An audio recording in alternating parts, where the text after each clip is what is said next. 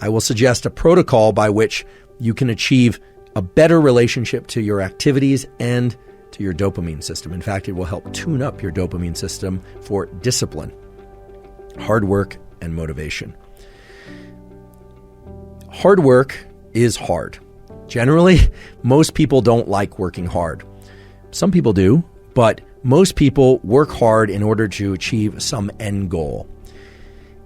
End goals are terrific and rewards are terrific, whether or not they are monetary, social, or any kind.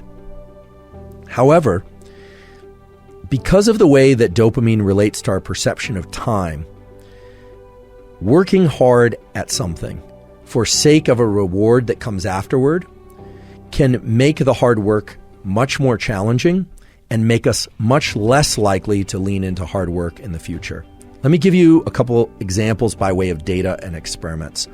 There's a classic experiment done actually at Stanford many years ago in which children in nursery school and kindergarten drew pictures. And they drew pictures because they like to draw. The researchers took kids that like to draw and they started giving them a reward for drawing. The reward generally was a gold star or something that a young child would find rewarding.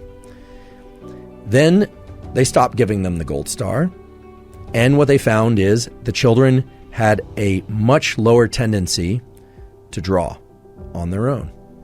No reward. Now, remember, this was an activity that prior to receiving a reward, the children intrinsically enjoyed and selected to do. No one was telling them to draw. What this relates to is so-called intrinsic versus extrinsic reinforcement. When we receive rewards, even if we give ourselves rewards for something, we tend to associate less pleasure with the actual activity itself that evoked the reward. Now, that might seem counterintuitive, but that's just the way that these dopaminergic circuits work. And now understanding these peaks and baselines in dopamine, which I won't review again, this should make sense. If you get a peak in dopamine from a reward, it's going to lower your baseline, and the cognitive interpretation is that you didn't really do the activity because you enjoyed the activity, you did it for the reward. Now, this doesn't mean all rewards of all kinds are bad, but it's also important to understand that dopamine controls our perception of time. When and how much dopamine we experience is the way that we carve up what we call our experience of time.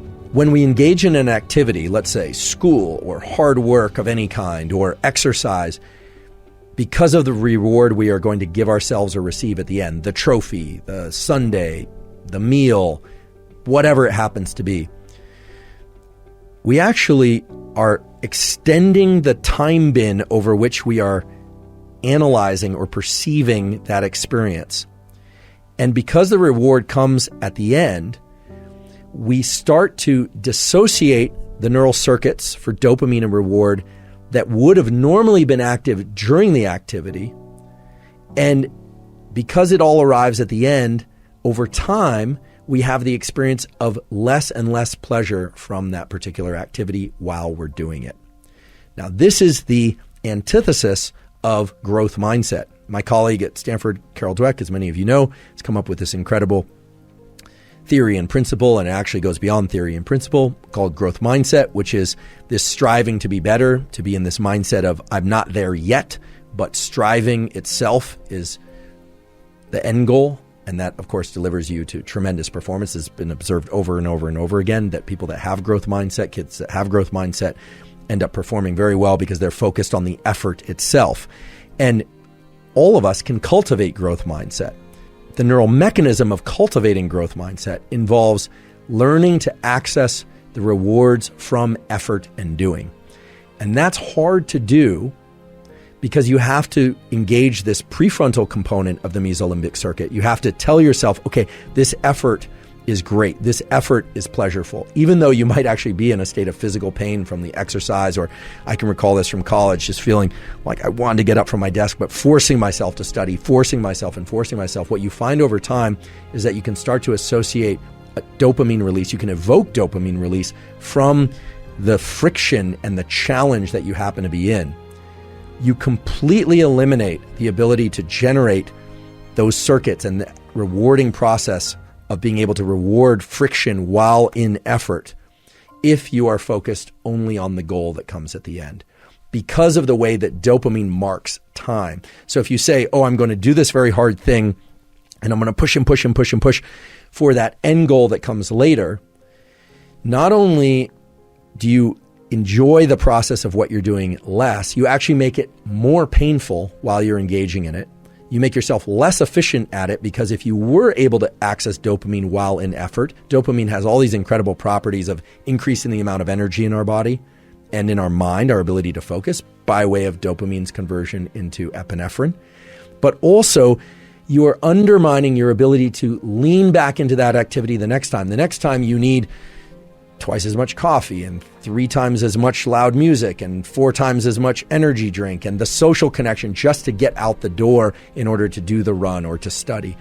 So what's more beneficial, in fact, can serve as a tremendous amplifier on all endeavors that you engage in, especially hard endeavors, is to not start layering in other sources of dopamine in order to get to the starting line, not layering in other sources of dopamine in order to be able to continue, but rather to subjectively start to attach the feeling of friction and effort to an internally generated reward system. And this is not meant to be vague. This is a system that exists in your mind, that exists in the minds of humans for hundreds of thousands of years, by which you're not just pursuing the things that are innately pleasurable, food, sex, warmth, water when you're thirsty, but the beauty of this mesolimbic reward pathway that I talked about earlier is that it includes the forebrain. So you can tell yourself the effort part is the good part. I know it's painful. I know this doesn't feel good, but I'm focused on this. I'm going to start to access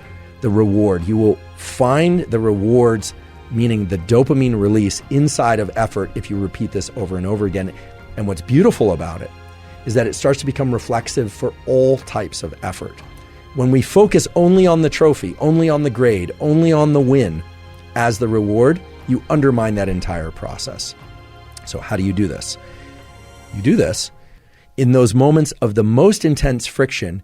You tell yourself, this is very painful, and because it's painful, it will evoke an increase in dopamine release later, meaning it will increase my baseline in dopamine. But you also have to tell yourself that in that moment, you are doing it by choice and you're doing it because you love it.